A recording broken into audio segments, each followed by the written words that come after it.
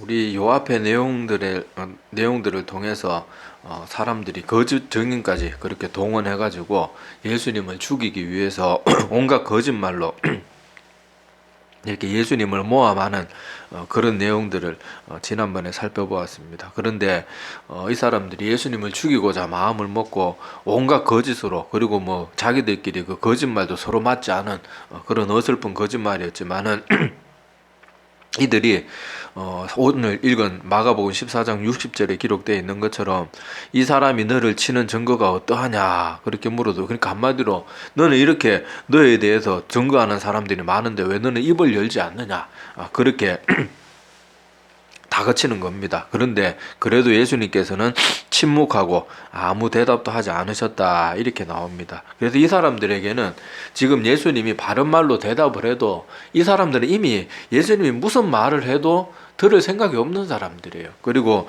이미 그들 마음에는 딱 답이 정해져 있잖아요. 예수, 이거는 우리가 오늘 무슨 수를 써서라도 십자가에 못 박아서 제거해버린다, 그렇게 마음을 먹고 있기 때문에 예수님이 지금 이 사람들 대놓고 어떤 말을 해도 그거는 그들이 듣기에는 구차한 벽면밖에 안 되는 거야, 아무리 진리를 말한다 그래도. 그래서 우리도 때로는 신앙을 가지고 또 세상 사람들이나 믿지 않는 사람들하고 어쩔 수 없이 얽혀 사는 경우가 있는데, 그럴 때 괜스레 또 예수 믿는 것 때문에 은근히 조롱하듯이 말하고 또 우리 불쾌한 말을 하고 그러는 사람들이 한두 명씩 꼭꼭 있거든요. 그럴 때 우리가 그렇게 이미 기독교에 대해서, 하나님에 대해서, 특히 예수에 대해서 삐딱한 마음을 가지고 있는 사람들은 우리가 그 사람들이 내가 말로 설득하고 설명해서 들을 것 같으면은 우리가 그 사람들도 마음을 돌이킬 수 있도록 애를 쓰고 친절한 말로 가르쳐야 되지만은, 이단이라든지 이미 마음에 작정하고 달라드는 사람들한테는 괜히 입을 벌리고 아무리 설명해봐야 그게 오히려 역효과만 나고 오히려 우리가 그런 말들 때문에 역공을 당하는 그런 구실밖에 되지 않는 경우가 많습니다. 그럴 때는 오늘 예수님이 했던 것처럼, 예수님도 할 말이 얼마나 많겠어요. 그렇지만은 이들이 이미 더 이상 들을 마음의 자세가 안 돼 있는 사람들이기 때문에 예수님은 입을 다물고 여기서 침묵하시는 그런 모습을 우리가 눈여겨보았으면 좋겠습니다. 그리고 예수님은 아무 잘못도 없으심에도 불구하고 이런 모든 억울한 일을 당하셨는데, 이 예수님의 모습을 보면서도 우리가 기억해야 돼요. 예수님께서도 이 땅에 계실 때 요한복음 15장 18절과 19절을 보면 이렇게 주님의 제자들에게 가르치셨습니다. 세상이 너희를 미워하면 너희보다 먼저 나를 미워한 줄을 알라. 너희가 세상에 속하였으면 세상이 자기의 것을 사랑할 것이나 너희는 세상에 속한 자가 아니오 도리어 내가 너희를 세상에서 택하였기 때문에 세상이 너희를 미워하느니라. 이렇게 가르치시면서 너희들이 예수 믿는 것 때문에 약간 애매한 일을 당하고 곤란한 일을 당하고 심지어 억울하고, 때로는 뭐 교회 역사에 보면 예수 믿는 것 때문에 목숨을 빼앗기는 사람들도 있었잖아요. 그럴 때 그것을 이상하게 여기지 말고, 그럴 때는 나 하나님의 아들인 구세주인 바로 내가 너희들보다 먼저 사람들로부터 미워함을 받았다는 것을, 그걸 꼭 기억하고 오히려 너희들이 세상에서 그렇게 미움을 받을 때 그것을 오히려 기뻐하라는 거예요. 왜냐하면 세상이 자기들의 것이 아니기 때문에, 그래서 더 미워한다는 거예요. 빛이 어둠과 함께 할 수가 없잖아요. 그러니까 어둠은 빛을 너무너무 싫어하는 거예요. 왜냐하면 빛이 비치면 어둠은 어쩔 수 없이 비켜서 해야 되거든요. 빛과 어둠이 어떻게 공존할 수 있습니까? 빛이 나타나는 곳에는 아무리 약한 빛이라도 어둠은 그 자리를 내어줘야 되는 거예요. 그러니까 세상이 그렇게 하나님의 백성이라고, 하나님 믿는다고 그렇게 싫어하고 배척하고 억울한 소리하고 따돌리고 이렇게 하는 것은 다른 말로 뭐라는 거예요? 내가 하나님의 백성이 되어 있기 때문에 그런 일을 당한다는 거예요. 그리고 그런 일을 당할 때 하나님의 아들이신 예수님도 그런 일들을 먼저 당하셨다는 것을 기억하고 우리가 잘 이겨내려고 애를 써야 됩니다. 우리가 인간이기 때문에 억울한 소리 당하고 막 무시당하고 그러면 기분 좋을 사람이 어디 있겠어요. 근데 막 흥분해서 말하다가 보면 똑바로 해야 될 말도 잘 안 나오고 어버버버거리면은 오히려 그게 나한테 손해되는 경우도 참 많아요. 물론 억울한 것도 있고 하고 싶은 말도 많겠지만은 저 사람들이 우리의 말을 들을 준비가 안 돼 있으면 자꾸 그렇게 말을 해봐야 오히려 나에게만 손해가 되는 경우가 많기 때문에 때로는 입을 다물고 침묵하는 것도 지혜임을 그렇게 알아야 됩니다. 그래서 우리는 주님을 믿다가 억울한 일 당하고 힘든 일 당하고 이러면 자꾸 그걸 이상하게 생각하는데, 사도 바울도 보면은 세상을 살다가 우리가 믿는 것 때문에 이상하고 어려운 일 당할 때 그런 걸 이상하게 여기지 마라 그러잖아요. 사도들도 그렇게 우리에게 가르쳤는데, 우리는 지금까지 너무나도 오랫동안 축복의 말씀들 이런 것들에만 길들여져 가지고 예수 믿다가 억울한 일 좀 당하고 또 이런저런 힘든 일들 당하고 그러면 그걸 자꾸 이상하게 생각하는 거예요. 어떻게 보면 당연하게 생각해야 되는데 우리가 잘못된 말씀에 젖어들면은 이렇게 당연히 받아들여야 되는 걸 이상하게 생각하고, 이상하게 생각해야 될 것은 당연하게 받아들이고, 그렇게 하는 아주 폐단들이 많이 나타나게 됩니다. 그래서 우리 지난 주일에도 말씀 나눴지만은요, 사도 바울이 선교 여행을 떠나면서 그렇게 기도로 준비하고 동역자들과 함께 그렇게 기도하면서 그 힘든 여정을 가는데 주님께서 그냥 단번에 마게도냐로 가라 해주면 얼마나 좋겠어요. 그런데 아시아로 가려고 하는데도 맞고, 그렇게 그 여정 가운데 3번이나 계속 목적지를 바꿔가면서 사도 바울이 그러면서 뭐 기도도 안 하고 그 길을 갔겠습니까? 매일 하는 게 기도인 사람인데 그런데 우리는 그런 일을 당하면 이런 일들 가운데도 하나님의 뜻이 있겠다 그렇게 믿고 신뢰하면서 사도 바울처럼 하나님이 뚜렷한 무엇을 주시기 전까지는 우리가 또 할 수 있는 대로 최선을 다하면서 나가면 되는데, 사람들은 우리 뜻대로 뭐가 안 되면 자꾸 어떻게 생각하는가 하면 이거 내가 뭔가 잘못하고 있구나, 하나님이 나를 사랑하지 않는구나, 뭐 하나님 살아계시지 않는가, 말도 있는 온갖 생각들을 다 하면서 무엇이든 우리가 잘 되는 것, 승승장구하고 탄탄대로를 걷는 것만이 자꾸 옳은 길이라고 생각하는데, 성경에 보면 하나님의 아들이신 예수님도 이 땅에 계실 때 선하고 옳고 바른 일만 계속 하셨는데도 불구하고 계속해서 억울한 일을 계속 당하시잖아요. 그리고 결국 십자가에서 못 박혀 돌아가시는 그런 길까지 걸으셨던 것을 꼭 기억해야 됩니다. 지금 우리 현대 와서나 그렇지 초대교회 때도 그렇고 우리나라가 기독교 역사가 이제 한 100년밖에 안 됩니다. 그런데 불과 몇십 년 전 우리 믿음의 조상들은요, 초대교회 때도 그렇고 예수 믿으면 어떻게 해야 됐어요? 자기의 모든 것들을 다 포기해야 돼요. 심지어는 가족들을 집에서도 쫓겨나야 되고요, 심지어 목숨도 내어놔야 되고, 자기 사업이나 일터도, 여러분 유대인들이 예수님 믿는다 그러면은 더 이상 그 사회에서 적응할 수가 없어요. 회당에서 쫓겨나고 성경에도 보면 나오잖아요. 사도행전 같은 데 보면은 예수 믿는 사람들은 회당에서 내쫓는다 그러는데, 유대 사회에서 회당에서 내쫓긴다는 것은 지금 이 시대로 말하면 추방당하는 거예요. 추방. 우리나라에서 추방당하면 그냥 맨몸으로 뻘거벗고 외국에 그냥 더 이상 날 한국에 못 들어온다 그러면 우리 얼마나 막막하겠어요. 그래서 우리나라, 우리 예전에도 우리 유교 역사 가운데 찌들어 있었던 우리나라도 예수 믿으면 호적에서 파내버리고 가족들로부터 미움당하고 의절당하고, 심지어 우리나라도 박해 많았잖아요. 그런 것들 보면은 얼마 전까지만 해도, 그리고 성경 속에서도 예수 믿는다는 것은 예수 믿는 것 때문에 우리가 구원의 생명을 얻기 위해서 많은 것을 내려놓고 포기해야 되는 것이 기독교의 본질인데, 지금 이 시대는 하나님 믿는데 무엇인가를 많이 얻기 위해서, 더 풍요로워지기 위해서 자꾸 그렇게 하나님 믿는, 그러니까 하나님 믿으면서 아무것도 내려놓지 않으면서 자꾸 뭔가는 더 받으려고 하다가 보니까 아까 말한 것처럼 예수 믿다가 억울한 일 당해도 물론 기분이 안 좋겠죠. 그런데 예수 믿는 것 때문에 이런 일 당할 수도 있지. 그리고 하나님이 날 버리셔가지고 그런 억울한 일 당하는 게 아니거든요. 하나님 끝까지 신뢰하고 나아가야 되는데, 우리가 이렇게 잘못된 신앙관, 잘못된 목사들의 말을 너무도 많이 듣다가 보니까 우리가 그렇게 모든 것이 축복과 관련하고 모든 것이 잘 되는 거와 관련하다가 보니까 우리가 예수님은 이런 일 너희들 당연히 당하게 될 거다, 그럴 때 내가 먼저 이런 일 당했는 것을 너희들은 기억해야 된다, 그렇게 가르치셨음에도 불구하고 우리들은 힘든 일을 만나면 자꾸 하나님 앞에 의심하고 원망하고, 내 믿음이 정말 바른 믿음이고 하나님은 정말로 살아계시는가, 자꾸 그런 의심을 품게 되는 거예요. 그래서 우리는 한번 생각해 봐야 됩니다. 내가 하나님 믿는 믿음 때문에 지금 무엇인가를 내려놓을 각오로 하나님을 따르고 있는지, 아니면 내가 하나님 믿으면서 이것저것 무엇인가 더 풍요로워지기 위해서 신앙생활을 하고 있는지 자꾸 자신을 점검해 봐야 돼요. 항상 바른 믿음이 무엇인가를 고민해 보는 것은, 그것은 건강한 신앙의 지표예요. 과거 우리가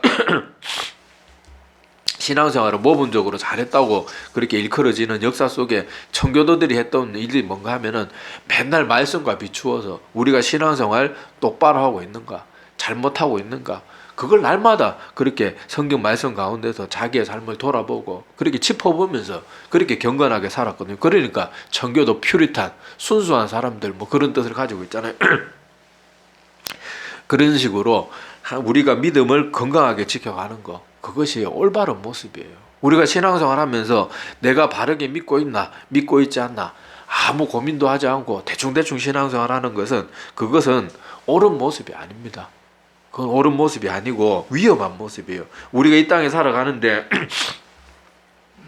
아무리 사람이 오래 살아봐야 대부분은 100년 안쪽이에요. 100년 안쪽인데 그 짧은 인생 가운데 세상에 돈 벌고 먹고 마시고 놀고 즐기고 친구들하고 어울리고 그러는 것 때문에 우리 인생을 매일 낭비한다 그러면 그게 얼마나 허무한 인생이고, 마지막 하나님 심판대 앞에 섰을 때 그건 정말로 두려운 일이에요. 내가 인생을 그런 거 하는데, 그런 거 추구하는데 내 인생을 다 허비했다. 그러면 그건 정말로 무섭고 두려운 일이에요.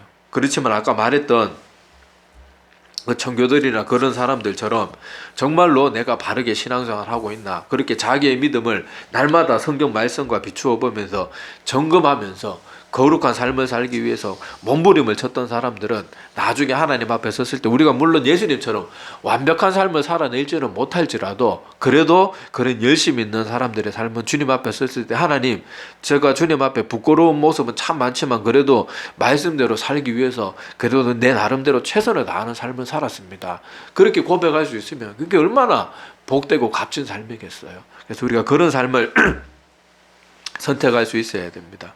자, 그래서 성경에 나오는 믿음의 사람들은 영원한 것을 위해서 많은 것을 버리고 포기했던 사람들입니다. 막 무언가를 얻기 위해서 하나님을 따랐다 이런 사람이 성경에 없어요. 아브라함은 하나님께서 부르실 때 자기 모든 친척과 아비집 모든 재산이고 뭐고 다 버리고 떠나잖아요. 다 버리고 떠나잖아요. 다윗은 하나님께로부터 선택받았지만은 그 과정까지 얼마나 힘든 일이 많았습니까? 주님의 사도들은 다 어땠어요? 예수님 믿고 이전보다 훨씬, 현실적으로 볼 때는 이전보다 훨씬 못한 삶을 살았어요.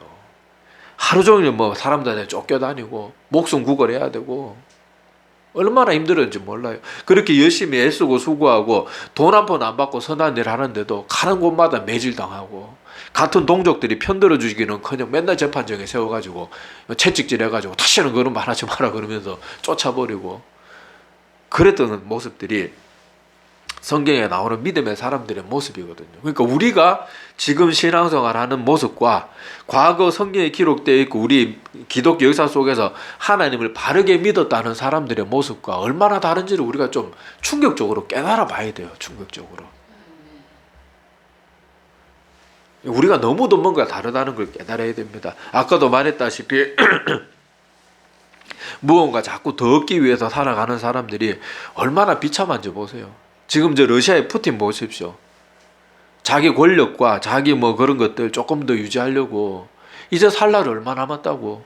자기 동족들이 그렇게 자기 나라의 젊은이들이 전쟁터에 나가서 지금 대충 계산해도 대략 러시아에서 젊은 군인들 죽은 숫자만 해도 지금 10만 명 가까이, 10만 명이 육박 더 많을지도 모르고 그렇게 많은 젊은이들이 죽어나가는데도요, 눈 하나 깜짝하지 않습니다. 이번에 크리스마스가 다가오는데 잠시 휴전하자 그래도요, 택도 없어요. 보세요. 사람이 탐욕에 찌들면요 그렇게 됩니다. 그 외에도 시진핑이나 김정은 같은 사람들 보세요. 지금 푸틴이 해외에 은닉한 재산이 70조 가까이 된다고 합니다. 추산하기를 70조 가까이 되고, 시진핑, 김정은은 좀 적은 편인데도 약 3에서 5조 가까이 해외에 자기 재산을 은닉하고 있대. 시진핑 그보다 훨씬 많겠죠. 자, 그런데 자, 이 사람들이 재산이 그냥 1조만 빼돌렸다고 칩시다. 그 1조 가지고요 1조 가지고 매일 여러분 하루에 1,000만 원씩 써도 30년 가까이 써야지. 매일 1,000만 원씩 써도 1조만 가지고 있다고 해도 걔들은 뭐 훨씬 더 많은 액수가 있겠죠. 그렇지만은 1조로 잡아도요. 매일 1,000만 원씩 30년 가까이 써야지. 그 돈을 겨우 다 쓸 수 있어요. 근데 1조 가지고 가만히 있으면 그냥 가만히 있습니까? 돈이 많으면 뭐가 붙어요? 그 이자가 붙고 가만히 있으면 돈이 계속 늘어납니다. 그런데도 그 욕심을 못 버리는 거예요. 무언가 자꾸 얻기 위해서 뭔가를 하다가 보면요. 우리라고 이렇게 안 되는 게 아니에요. 자꾸 하나님을 바르게 믿기 위해서 자꾸 뭔가를 내려놓고 포기하려고 애를 써야 되는데 우리는 하나님 믿고 자꾸 복 더 받아야 되고 더 돈 많이 더 잘 벌어야 되고 우리가 투자한 거 더 잘 돼야 되고 맨날 그런 생각에만 빠져 있다가 보면요. 액수만 다르고 규모만 다를 뿐이지 이 사람들과 다를 게 뭐가 있냐고요. 자꾸 뭔가를 더 가지려고 그러고 영원한 일에는 사실 크게 관심은 없고 교회 나와서 11조 하는데도 사람들이 이건 하나님의 것이기 때문에 당연히 바칩니다 이렇게 바치는 게 아니에요. 11조 하면 뭐 어떤 목사님 부흥사 말 들으니까 하나님이 1000배 만배 복을 주신다 그러더라. 그러니까 11조가 하나님의 것을 하나님께 드리는 게 아니고 돈 넣고 돈 먹기 이게 무슨 하나님 앞에 바치는 거예요. 이게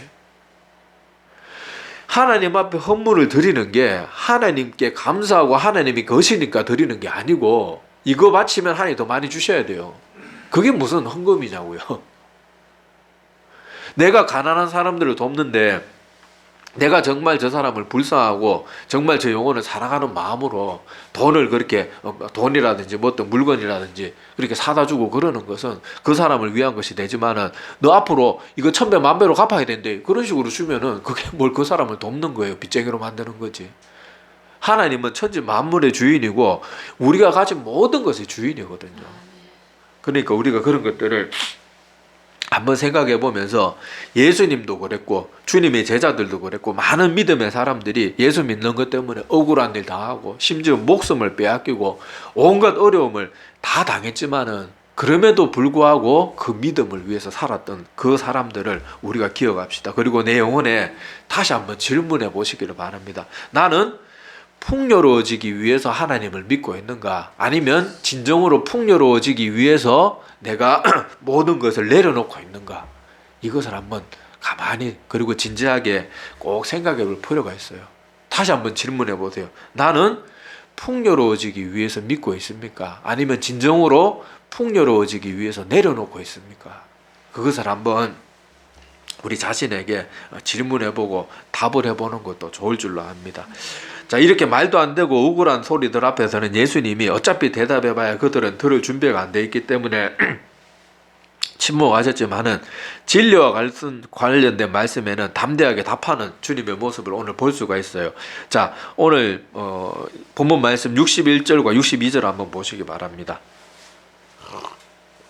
자, 61절 62절에 보면 침묵하고 아무 대답도 아니하시거늘 대제사장이 다시 물어 이르되 내가 찬송받을 이의 아들 그리스도냐 그렇게 물으니까 예수님이 답하시죠. 예수께서 이르시되 내가 그니라 인자가 권능자의 우편에 앉은 것과 하늘 구름을 타고 오는 것을 너희가 보리라 하시니 그렇게 대답을 합니다. 자, 여기서도 볼 수 있듯이 우리가 아까도 말했다시피 말도 안 되는 소리들 쓸데없는 거짓말로 예수님을 모아 말려고 그렇게 함정을 쳐놓고 그렇게 하는 그런 말들에는 어차피 대답해봐야 소용이 없는 일이에요. 그렇지만은 네가 그리스도가 하나님의 아들이 맞냐? 이건 진리잖아요. 그거에 대해서는 예수님이 이 말하면 이 사람들 마음에 불이 질러가지고 나를 십자가에 반드시 죽이고야 말게 될 것을 예수님이 다 알고 계셨어요. 그럼에도 불구하고 이 영적인 진리 가운데는 예수님이 어떻게 합니까? 이 말하면 바로 십자가에 확정되는 걸 누구보다 더 잘하는 게 주님이었지만은 이 말 앞에서 예수님은 전혀 물러서지 않고 이때는 다물었던 입을 여시고 담대하게 답하시는 거예요.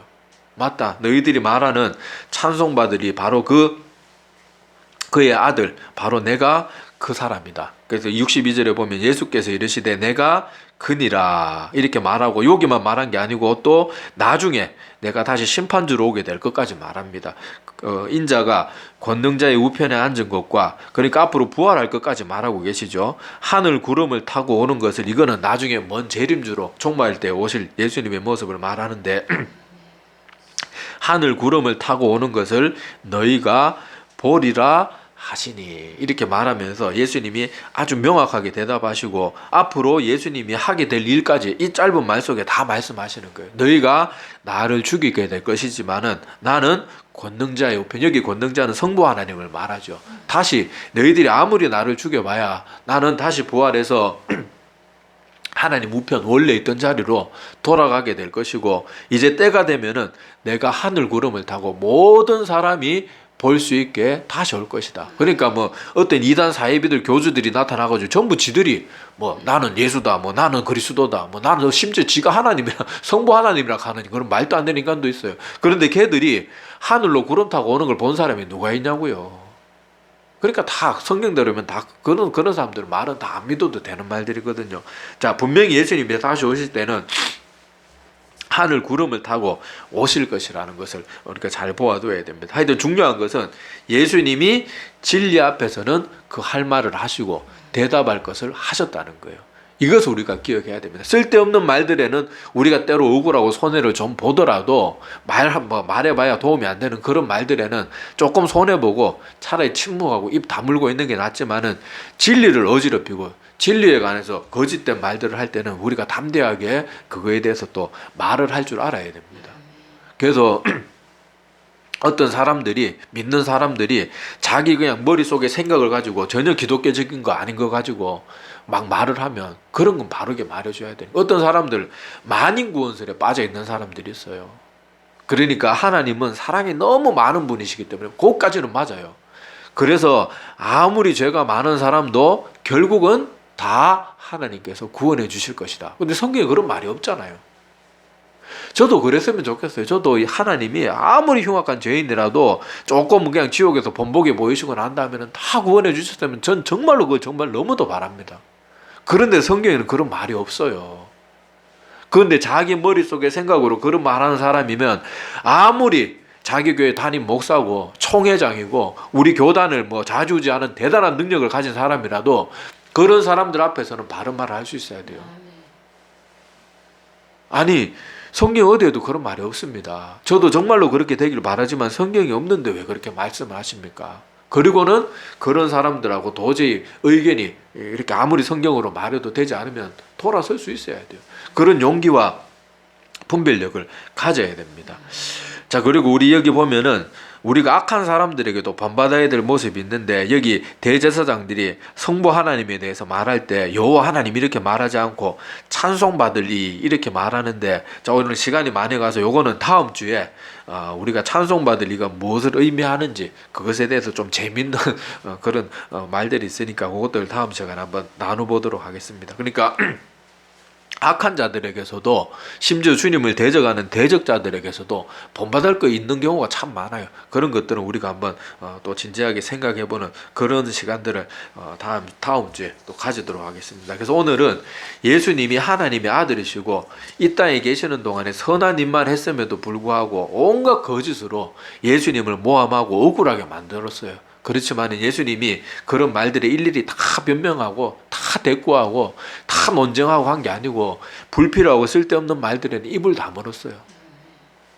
그 사도 바울도 아들 같은 디모데에게 뭐라고 말합니까? 너희가 성경에 나오는 끝없는 족보나 그런 쓸데없는 것들은 네가 그런 거에 상관치 말고 그런 것들에 시간 낭비하지 말라고 가르치잖아요. 그렇지만은 이 예수님이 또 진리에 관한 말을 네가 하나님의 아들이냐 물을 때는 또 당당하게 대답을 하셨거든요. 자, 그리고 아까 예수님이 억울한 일 당한 모습을 통해서 우리가 무슨 교훈을 받자 그랬습니까? 우리 예수님 믿는 믿음의 사람들도 억울한 일 당하고 애매한 일 당하고 심지어 온갖 고난을 예수 믿는 것 때문에 당할 수 있는데 우리가 성경에 나오는 예수님도 그렇고 주님의 제자들도 그렇고 수많은 믿음의 선배들과 우리나라에 또 많은 우리 믿음의 조상들도 그랬던 것들처럼 예수 믿는다는 것은 성경이 말하는 예수 믿는 것은요, 예수 믿는 것 때문에 많은 것을 내려놓고 포기해야 되는 게 믿음이에요.